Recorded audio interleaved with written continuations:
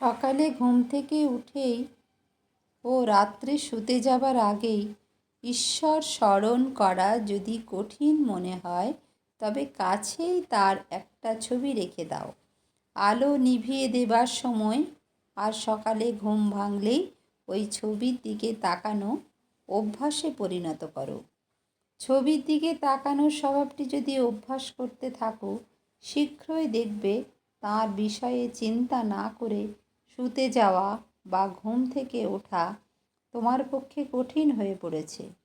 শুতে যাবার আগে আমাদের পক্ষে দরকার কিছু পবিত্র চিন্তায় ও শব্দে মনকে নিবিষ্ট রাখা।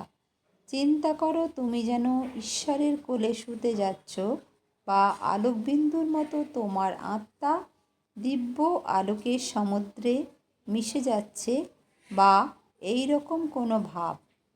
ঘুমিয়ে পড়ার আগে আমাদের সমস্ত মন যেন দিব্যভাবে ভরে থাকে, বলছেন স্বামী জ্যোতিষ্বরানন্দ।